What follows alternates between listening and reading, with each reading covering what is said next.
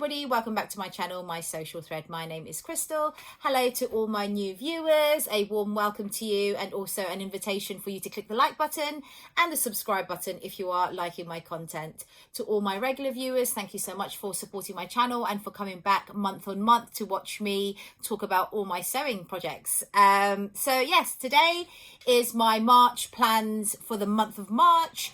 And I have two items that are a definite that I'm going to share with you, and also one item which is a chunky item. It's a piece of outerwear that I kind of have three patterns that I'm hoping to share with you, that I'm asking for advice or sort of votes on which one to go for, because I haven't quite yet decided, but it will definitely be the first two items, which are actually gifts, and an item of outerwear. So let's begin. So my first two items that I'm going to make, actually it's three, is the Billy sweatshirt by Tilly and the Buttons. It is this pattern here. I'm sure you've seen this before. This pattern is a sweater. You can have a normal standard sweater. You can have one with the sleeves that have a puffy sleeves and bishop sleeve bottom. You can turn it into a dress as well, and you can have pockets. I normally just make this one, or this one without the puffy shoulders but with the puffy bishop sleeve. Sorry, I got something in my bishop sleeve version. So this pattern goes from a size 1, which is a UK 6, bust of 30, waist of 61, up to a size 10, which is a UK 24, bust of 48, waist of 42. Now on the Tilly and the Buttons website, this pattern now goes up to the extended size range, up to a 32, I believe, but it comes in different bands. So this is the smaller band, and then you get the bigger band as well. So Billy sweatshirts, I have made this loads and loads of times before, so it's quite easy. I could probably do one in an evening, you know, a couple of hours in the evening, and if everything is already cut out, it's really easy to do, all in the overlocker, apart from the top stitching of the neckband, and also I do like a back piece, a back facing that covers the overlock stitches at the back. So normally in ready to wear sweatshirts, they have a piece of jersey, what it called, bias, a piece of jersey strip that you sew on top of the overlocked edges at the back of the neckline, and I find that quite fiddly. Have I done that? I think I've done it once before, but I find that quite fiddly. And what I've discovered recently is just adding a piece of a semicircle piece of fabric onto the back of the neckband, which is on the inside, and it covers the overlocked neckline really nicely. I will show you once I've made the item, I'll show you my makes video how that all works. But if you have watched my videos before, you'll know that it's a really easy way of finishing off the back of any sweatshirt and covering the overlock stitches, and it looks really professional. So I am making two, one for my mother and one for my sister-in-law, and also a matching one to my sister-in-law's for her daughter, who is my niece. And the fabrics I have chosen, I bought from Fabrics Galore. I haven't actually bought from them before, but I have browsed their website numerous times. But if you are a new customer, you get 15% off the whole website, which is really great. So the fabric I chose for my mum is a French terry, and it's this one here. It's quite dark, so it's like a dark navy with sort of greeny eucalyptus leaves, and I'm going to use a navy ribbing for the neckband, waistband, and the cuffs. So that's that one. It's a French terry. So that's from Fabrics Galore. The same shop, I also bought this lovely sweatshirting. So I love, for sweaters, I love a sweatshirting, a nice brushback, actually a nice fleeceback sweatshirting, but there's not that many good prints on fleeceback sweatshirting, and I don't exactly know why, because I think for sweatshirts, that is, I mean, most ready-to-wear sweatshirts are of the thicker variety, and I just prefer that, but I think the prints on those are not as plentiful as a French terry, for example, or a cotton jersey. So anyway, this one is a nice, let me just show you the print. I've already cut it out already, but it's a baby pink. Is it a baby pink? Sort of a blush baby pink with the florals, and it's a knit fabric, and it's got this beautiful, as you can see, it's like fleecy, really nice and thick. really nice and thick fleecy backing, so that's really going to be really nice and warm. And I have chosen a burgundy, which isn't exactly the same match as that color, as that flower, but I have chosen a burgundy ribbing for the neckband, waistband and cuffs. And my mum and my sister-in-law are actually both size 10, so that's perfect. I've got that pattern, those pattern pieces cut out already. And just going to the pattern, it's the Billy. And this goes from a size UK 6, 30 inches bust, waist of 24, up to a UK 24, which is a 48-inch bust and a waist of 42. Also, they do have the extended size range of this pattern on her website, on Tilly's website. They come in 2 size bands. This is the smaller size band, and you have the bigger size band as well. So line drawings, you can have the normal sweatshirt here, normal sleeve. You can also have the option to have a puffy sleeve head and bishop sleeve bottoms, and you can make it into a dress, and you can add pockets as well. So they're the options for this particular pattern. I am just going to make the straight sweatshirt for both my mum and my sister-in-law, that version there in a size 10. And then my niece, I'm going to make her a matching Billy, but although now Tilly has introduced her, what's that new book that Tilly has? I think it's called Mini Me's, Mini Buttons, something like that. She's got her new, is it her 4th book? 1, 2, 3. It's her 4th book that she's released, all about mini makes. So they are quite a good idea, actually. So her most popular sort of patterns, she has created them in a smaller scale for children. So it's from, is it 0 to 12 years old, and they have a Billy for children. They have the sunny jacket for children, the indigo as well. Not sure what the other ones are. A t-shirt, the Tabitha t-shirt probably, and they have a pair of leggings. So that's really exciting in the sense that proper pattern pieces for patterns for children. So I do like a good Billy sweatshirt, and for children I normally use the Be Curious pattern. What is it called? It's their free pattern. It's a pajama pattern. I'll pop up the picture, and basically it's supposed to be a pajama set, but I just use it as a sweatshirt pattern. So that's what I've been using. But I quite like the idea of having a Billy sweatshirt pattern, because it's not as fitted as this particular Be Curious pattern. And so what I normally do is I just widen the bodice a little bit, so it's got a bit of more of a blousey sort of sweatshirt feel, rather than like a fitted pajama top. So that's what I use for children. So I'm going to make the same one for Noelle, who is my niece, in that fabric to match her mum, so they'll be matching. And then my mum has got one, is going to have one in this fabric. So that's my definite project. So that's 3 sort of quite easy makes for me to do. A bit of a palette cleanser actually after my Sew Over It Vivian coat, which I made last month, which is actually here, this one here. And so my next project is going to be a really meaty project, and I have got 3 patterns to choose from. So my first option is the Friday Pattern Company Heather Blazer. Now I have made this twice before. I'll pop up my first one. So I made the blazer, which I made with Claire from Stitch Hem Sew, and actually Adele as well from Sew for Serenity, but her one wasn't ready at the time, so we had to release our vlogs without her at the time, I think. But here's a picture of my one here. So I actually really liked this blazer. It was actually, even though it was a blazer, the construction of it was very good. And what I love the best is that the whole lining is a bagged out lining. Even the hem is sewn when the lining and the outer are right sides together. So the whole thing all the way around the blazer, let me just show you.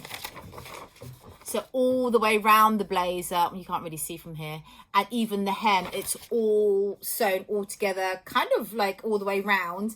And then the center back seam of the lining is open, and that's where you turn everything out. I think it's called bagged line. That's when you turn everything out, and it's just really beautiful. I don't actually have mine here.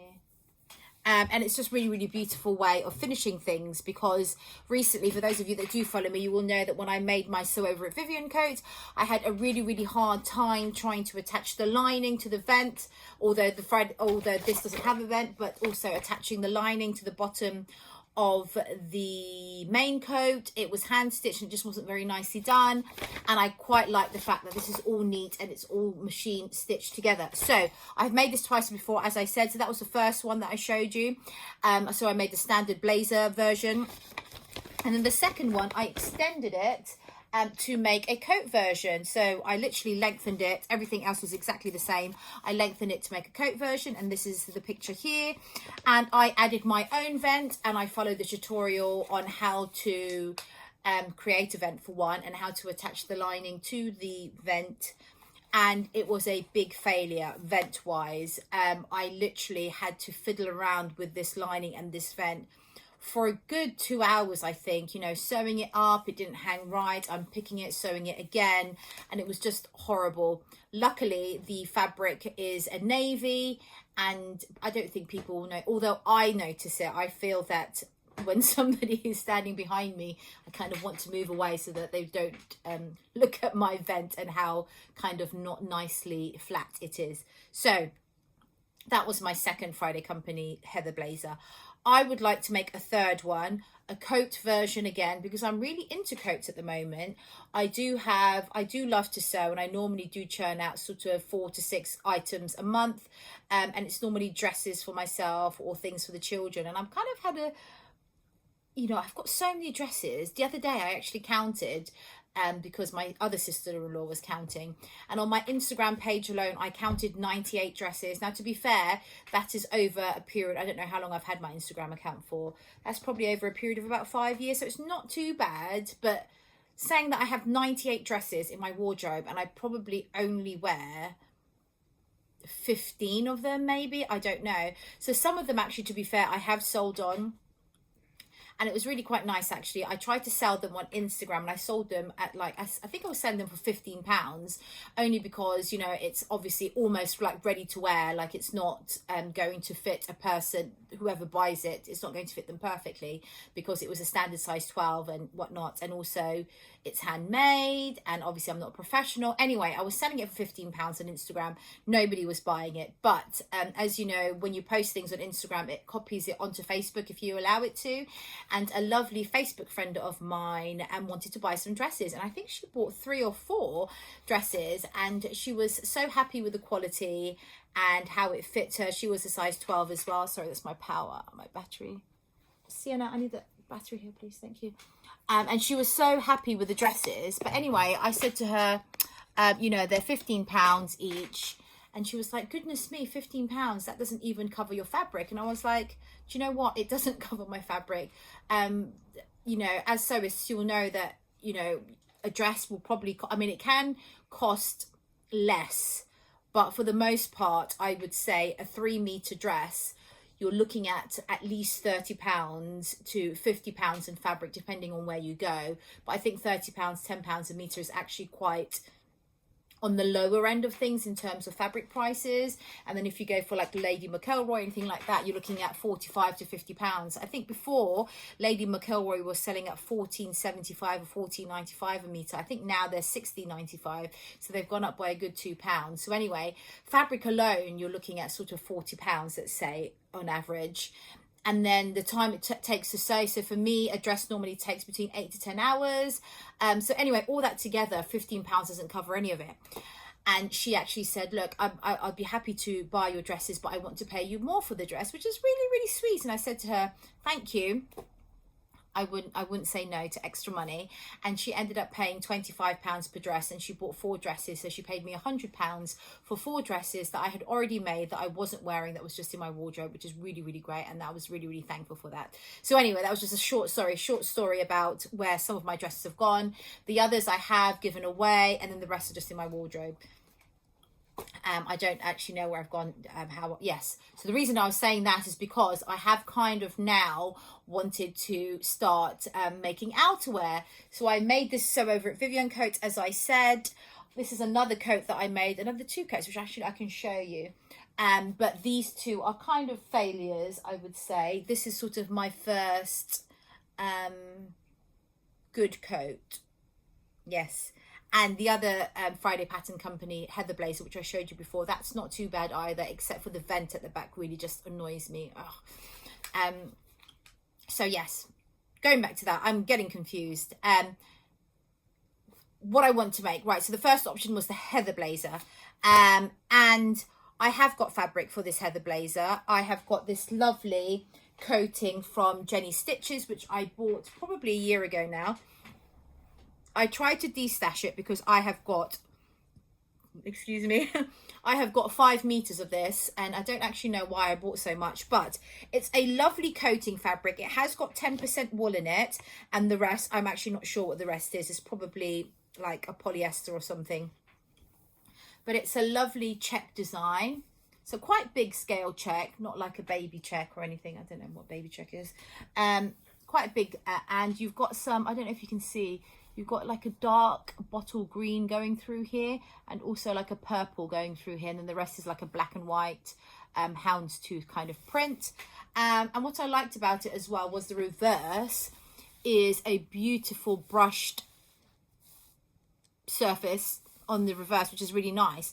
So originally what I was going to do with this was the Cambria duster by, is a Cambria duster by, it's Friday Pattern Company Cambria duster, I think. And I have made one before, and it's this one here, and actually I'll put that on for you.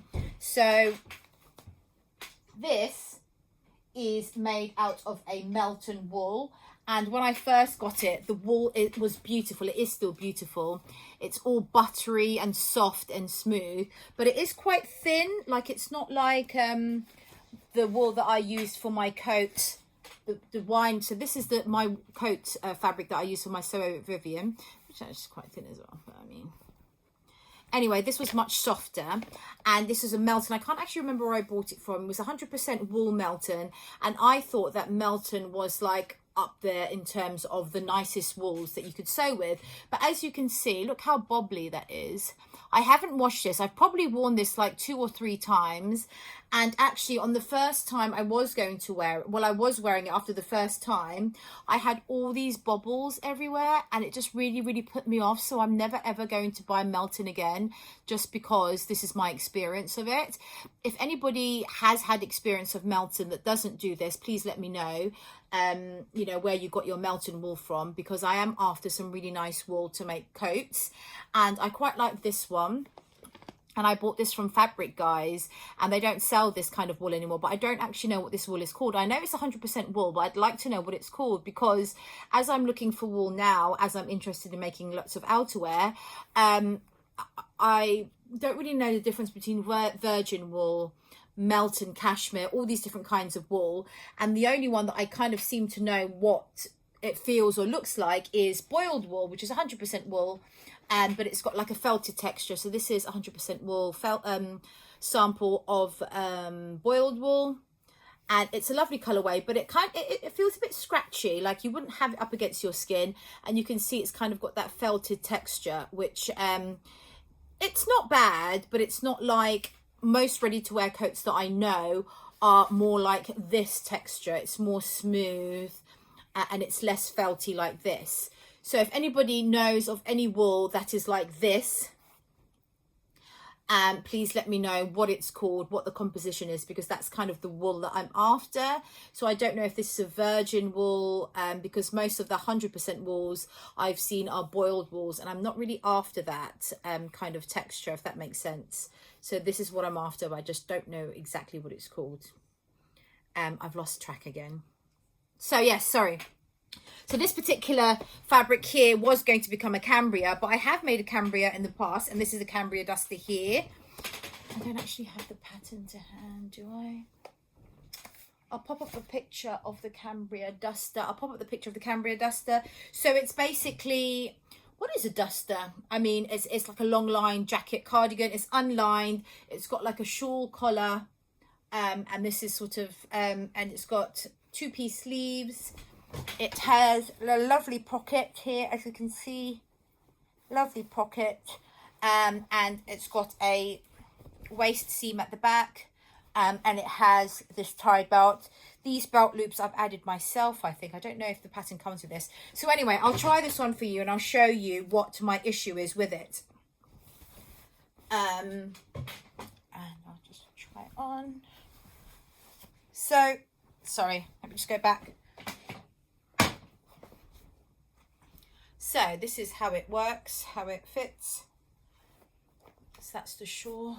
So it actually doesn't look too bad if I walk past here. It doesn't look too bad. I don't like how this kind of curves. I think that would be better if that was sort of a nice sharp line. So you would wear it like this. And the pockets are as such. I mean, it's not too bad now, actually, now looking at it. But the issue I have is, I don't know if you can tell, the arms are tight here. So when I do this, it's really tight up here. And I'm not sure how to change that. I'm thinking maybe it's just a bicep adjustment.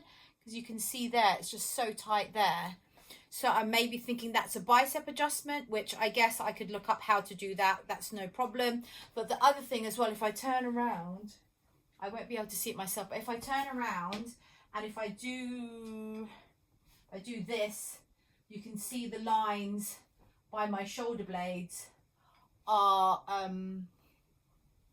it means it's tight. It doesn't fit. So I don't know how to change that. I don't really want to go up a whole size. I think the bicep adjustment I probably will be able to do. That's easy. But the back, I don't really know how I would change that. Would you add a slither in the, I don't know. A back adjustment. So maybe like a bust adjustment, but a back adjustment, adding a slither of fabric in the middle to give some back space. I'm not sure. So anyway, I just didn't really want to fiddle around with a pattern, and then I didn't want to make another Cambria duster the same as this because I didn't want the same fit issues. And so that's why, after all that, I have decided to go for the heather blazer for that particular pattern, which I think would be quite nice. I'm not going to add a vent this time, or not a vent by the normal standards, you know, the normal vent with the normal vent like this one here. I'm not going to go for this kind of vent. I might go for a vent, but I might just do, so where the centre back, oh, does this have a centre back? So where the centre back meets here, because I'm going to lengthen it to about below the knee, where the centre back seam is, I might just sew right up to here, do a bar tack, and then split that, and then basically just hem it using the seam allowance, and then the lining as well, hem that, and then I've got like a makeshift vent. And because the fabric is sort of checked, I don't think you'll notice that the vent isn't a true vent, but a sort of faux vent. So that's my options. That's option number one in terms of what I'm going to make for March in terms of outerwear. So that's my first option. Heather blazer. Oh, by the way, sizing. Sizing. This goes from an extra small bust of 33 inches, waist of 25, all the way up to a 7X, which is a bust of 60 inches and waist of 53 inches.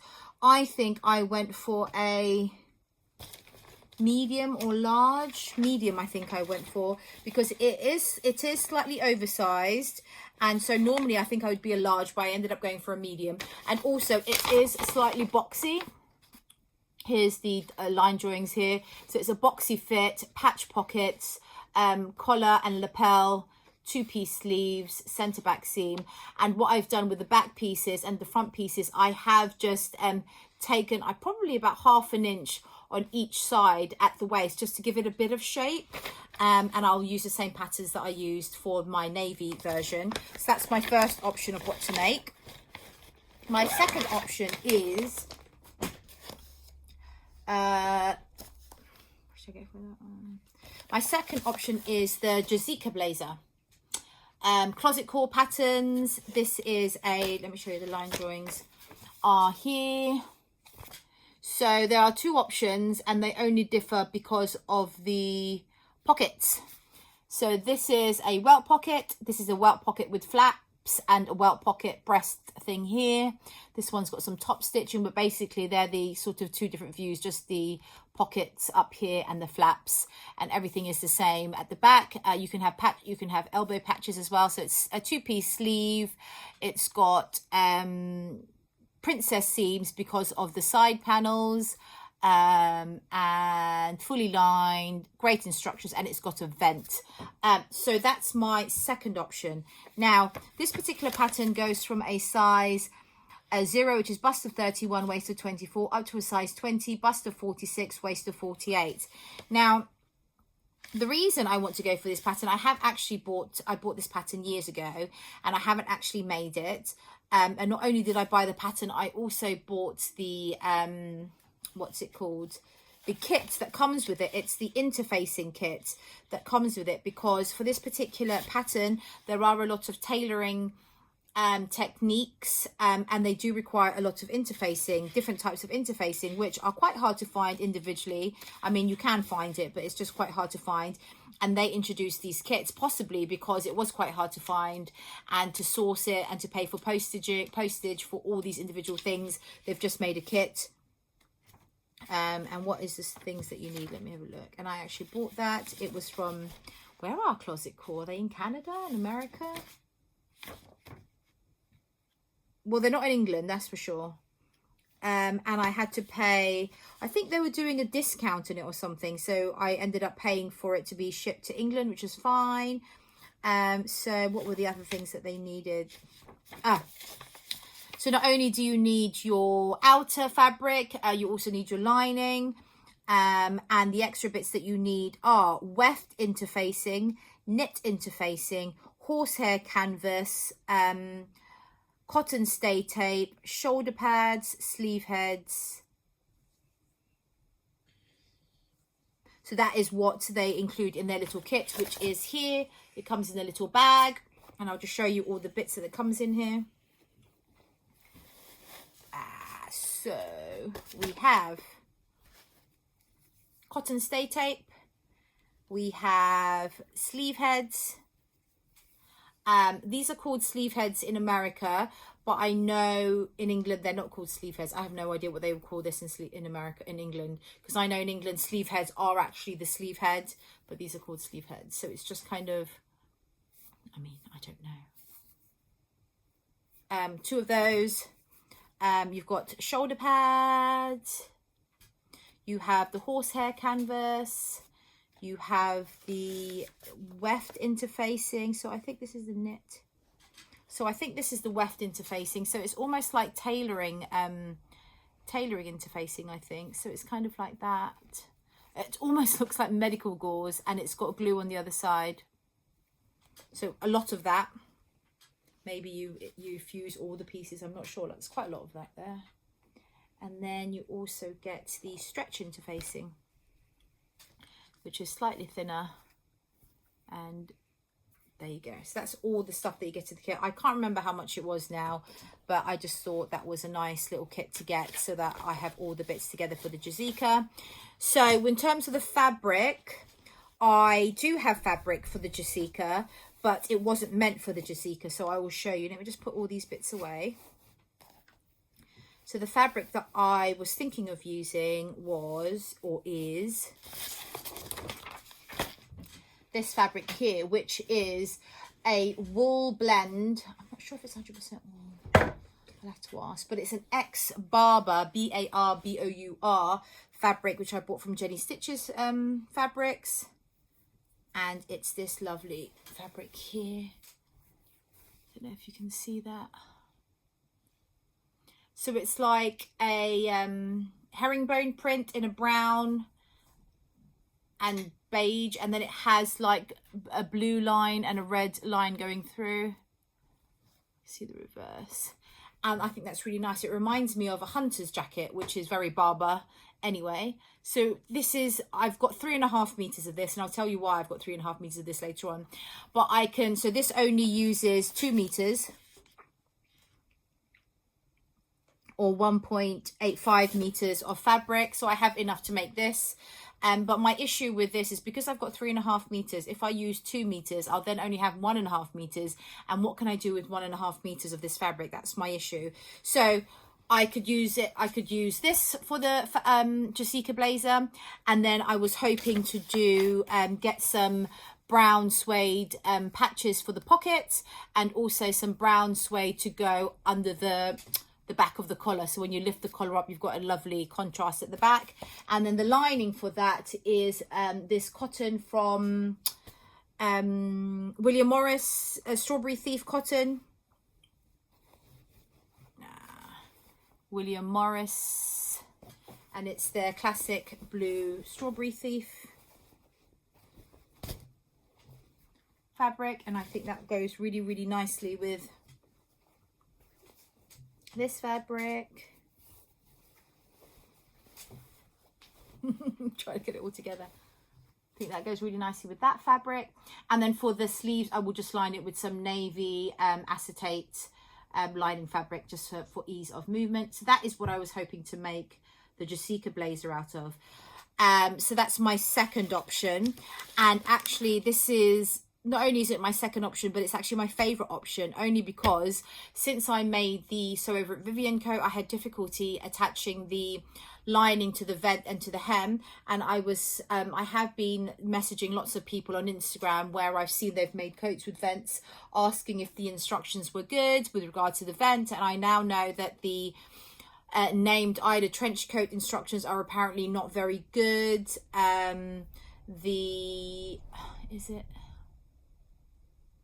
The pattern by what is it called? I'm not sure what it's called. So several other coat patterns that I've seen, which if I remember, I'll post them up at the top. And I have been messaging people, and they're sort of saying, yeah, the instructions aren't very good. They've had to do the whole vent lining thing themselves because the instructions aren't very good. So I ended up then speaking to Whitney from Tomcat Stitchery, who I'm sure you all know. She loves making outerwear, and I messaged her on Instagram, and literally within like 10 seconds she replied, and she said the best patterns for vent lining attachment is the Jasika or the Romana coat by Hand London, which is quite funny because for those of you that follow me know that I was choosing between the Romana coat and the Sew Over It Vivian coat, and I ended up doing the Vivian coat because the Romana sizing for me was not to my liking, and had I done the Romana, maybe my vent woes would not have come to fruition. So I was thinking, okay, I can choose between the Romana and the Jasika. Now the Romana is very similar to the Vivienne coat. It's a long sort of coat. It's double-breasted or single-breasted. Anyway, I didn't really want to make another long coat that was very similar to my Vivienne coat. So I'm thinking the Jasika would be the next best thing. It's got the vent, as you can see here, and if the instructions are good, that will be a nice way to kind of redeem myself in terms of vent lining. So that's why I want to make this one. Now the third option that I have is another coat, and it's by Closet Core again, and it's the Kelly Anorak, which I know has been very popular in the past, and this is an anorak pattern, and the options are, so it's got a back, I don't know what this is called, storm flap here. It's got some lovely pockets. They're not welt pockets. There's two different variations of the pockets, I think. So they're kind of like, I don't know what they're called, but they're like an envelope pocket. I don't know if you can see. So it kind of, it's like an envelope, so you can, it expands kind of. And I think, I'm not sure, online there's an option to do a different kind of pocket. I'm not sure, but anyway, it's an anorak pattern, has a drawstring here, it has buttons, it has a hood, and the other option is to have no hood with a funnel. So I've been wanting to make this for a couple of years now. Again, I've bought the pattern, I've got the fabric, and I also have the Closet Core kit that comes with this. So this has got all the hardware that's required for this, and I'll show you what all the hardware is. So I bought this at the same time as I bought the kit for the Jasika interfacing. So in here you have the zip, you have the drawstring, you have the metal hardware, which I assume are the buttons. I've not actually even opened it. Should I open it? Let's open it.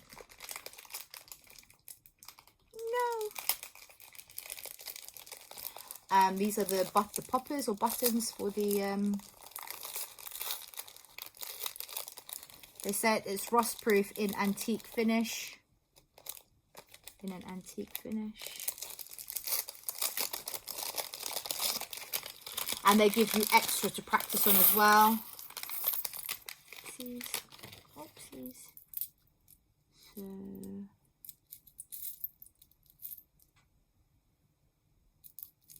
and then that's the roof. Oh, to reverse. I've got quite a few of those. Don't know if you can see. Quite a few of those. No, it's all falling. Sienna, could you pick those up, please? Got quite a few of those. And then, I'm not sure what these are. These are the, oh. I should have really opened these before.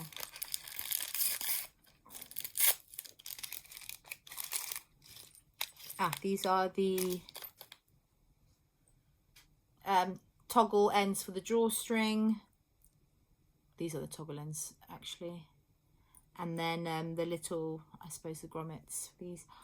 Shouldn't I have 2 of those? Oh no, I should have checked that. I should have 2 of those. That's really annoying. I'm upset now. I should have 2 of those, right? Yeah. Oh. So I've got 2 of these, 2 of the grommets and the other parts to it, but I've only got 1 of those little pull things, which is annoying. I should have, I mean, I don't know. There you go. And then also, what else comes with it? You have the tools to fix the poppers and the grommets. Wow. So you have all of the, are these called the dies? Dies and the tools to fix all of those, which is quite nice. Again, I can't remember how much this was, but just a bit annoyed that I don't have that now. So now I'm going to have to source another pull for the, so that gold thing is for the end of the drawstring. But that's that. So that's the kit for that. And the fabric, which I'm sure you've already guessed, that I have for this is, let me just tidy this all up.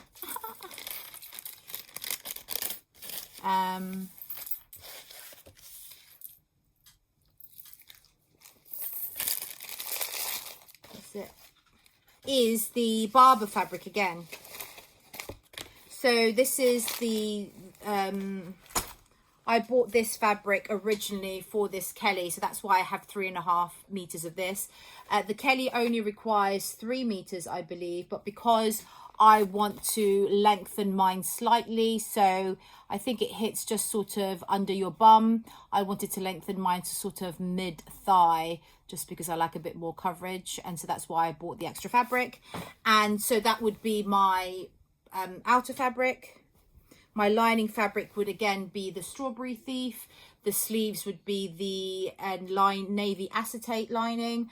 But not only am I going to use this as the lining, I'm going to quilt it. And I have bought some Thinsulate. Again, I bought this all last year or 1.5 years ago.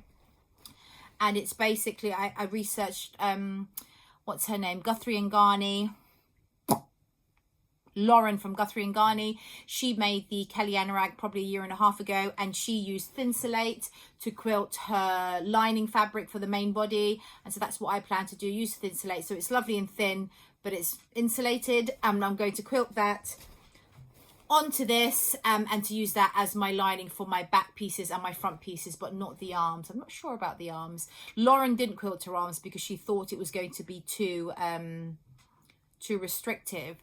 I wouldn't use the quilted Strawberry Thief on the arms, but I wonder if I could quilt the lining, so the navy acetate lining, I could quilt that and put that in the arms. So that is why I bought this fabric. So that's 3.5 meters exactly for the Kelly. So my choice now is, should I just go for the, did I go for the,